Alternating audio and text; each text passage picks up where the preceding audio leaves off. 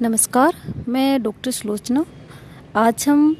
भारतीय संविधान सभा की मांग के बारे में अध्ययन करेंगे। हम ये सीखने का प्रयास करेंगे कि भारतीय संविधान सभा की मांग किस प्रकार उठाई गई और किस प्रकार संविधान सभा का गठन हुआ और फिर संविधान सभा के गठन के बाद वर्तमान संविधान का स्वरूप हमारे सामने आया। सबसे पहले मैं बात करती हूँ स्वतंत्रता आंदोलन की। जब स्वतंत्रता आंदोलन अपनी चरम सीमा पर था तो भारतीय जनता में एक राजनीतिक चेतना का विकास हुआ। हम ये देखते हैं कि 1885 में जैसे ही भारतीय राष्ट्रीय कांग्रेस की स्थापना हुई, भारतीयों में राजनीतिक चेतना और भी बढ़ गई और सभी भारतीय हैं वो ये मांग करने लगे कि भारत का शासन है वो भारतीय जनता द्वारा ही चलाया जाना चाहिए। धीरे धीरे ये राजनीतिक चेतना इतनी चरम सीमा पर पहुंच गई कि वो अपने भविष्य का निर्माण स्वयं करने पर बल देने लगे और इसका परिणाम ये हुआ कि 1895 में स्वराज्य विधेयक रखा गया, जिसमें जो बाल गंगाधर तिलक द्वारा तैयार किया गया था और इसमें भी संविधान के बारे में बात कही गई थी। 1942 में महात्मा गांधी द्वारा भी ये व्यक्त किया गया था कि स्वराज्य ब्रिटिश संसद की ओर से दी गई एक भेंट मात्र नहीं होगी, ये संसद के कानून में प्रतिबिंबित होती दिखाई देने वाली भारत की जनता की संप्रभुता को अभिव्यक्त करने वाली घोषणा होगी। हम ये देखते हैं कि भारतीय संविधान सभा की जो मांग है वो भारतीय राष्ट्रीय कांग्रेस के गठन से शुरू हो जाती है और 1895 में बाल गंगाधर तिलक द्वारा स्वराज्य जो विधेयक रखा जाता है उसमें भी इसको उठाया जाता है मुद्दे को, और उसके पश्चात गांधी जी द्वारा भी संविधान सभा की मांग पर बल देते हुए कहा जाता है कि संविधान जो ब्रिटिश संसद है वो कोई एक भेंट नहीं दे रही है हमें, बल्कि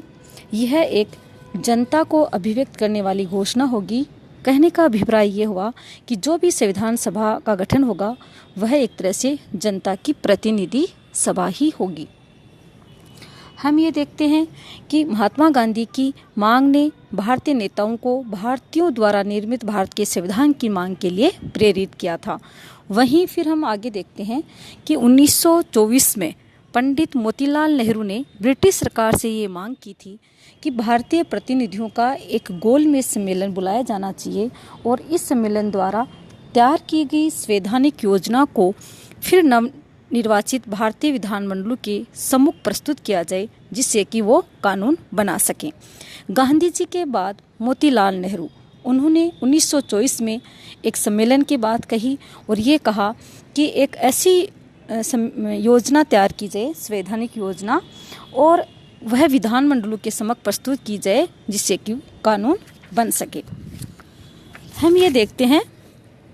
कि उसके पश्चात धीरे धीरे इस संविधान सभा की मांग को और बढ़ाया गया, जिनमें कई भारतीय विचारक जैसे मानवेंद्र नाथ राय उन्होंने भी इस मांग को उठाया। उसके पश्चात जवाहरलाल नेहरू द्वारा संविधान सभा की मांग को मूर्त रूप दिया गया। 28 दिसंबर 1936 को फैजपुर अधिवेशन में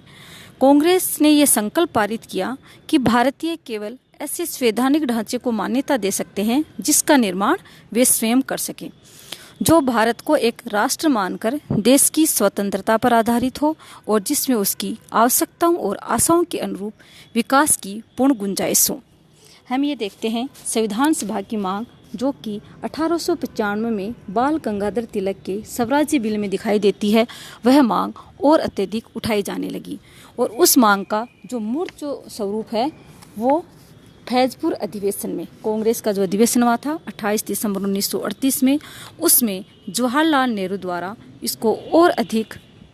उठाया गया और ये भी कहा गया कि एक ऐसी संविधान सभा बनेगी जिसका निर्माण स्वयं भारतीय करेंगे और वह संविधान सभा उन भारतीयों की मांग को पूरा करने वाली, उनकी आवश्यकताओं और आशाओं के अनुसार होगी। इसके पश्चात सेकेंड वर्ल्ड वार हो जाता है और सेकेंड वर्ल्ड वार जो हुआ उसमें ब्रिटिश सरकार को भारतीय जनता का सहयोग चाहिए था, इसलिए भारतीय जनता की इस मांग को ब्रिटिश सरकार द्वारा सहजता से ही स्वीकार कर लिया गया। भारतीयों द्वारा भारतीय संविधान का जो निर्माण की जो बात ब्रिटिश सरकार के सामने रखी गई थी उसको ब्रिटिश सरकार द्वारा स्वीकार तो किया गया, लेकिन ब्रिटिश सरकार द्वारा कुछ शर्तें हैं वो रख दी गई थी। 1942 को क्रिप्स योजना में दोबारा इस संविधान सभा की मांग को स्वीकार किया गया और यह भी कहा गया कि भारतीय संघ की स्थापना की जाएगी और उसके आधार पर संविधान सभा बनाई जाएगी। किंतु ब्रिटिश सरकार द्वारा संविधान सभा द्वारा निर्मित संविधान तभी स्वीकृत करेगी जब कुछ शर्तें हैं वो मान ली जाएं। लेकिन महात्मा गांधी जी द्वारा क्रिप्स जो योजना है उसको दिवालिया बैंक के नाम उत्तराधिकारी चेक कहा गया। और यहाँ हम ये देखते हैं कि मुस्लिम लीग ने पाकिस्तान के निर्माण के लिए एक प्रथम संविधान सभा की भी मांग यहाँ कर दी थी। उसके पश्चात हम ये देखते हैं कि जो क्रिप्स प्रस्ताव है वो एक तरह से भारतीय जनता ने अस्वीकार कर दिया था। फिर 1946 की जो कैबिनेट मिशन योजना है उसके द्वारा पुनः एक बार भारतीय संविधान सभा के प्रस्ताव को स्वीकार किया गया और उसे व्यवहारिक रूप प्रदान कर दिया गया।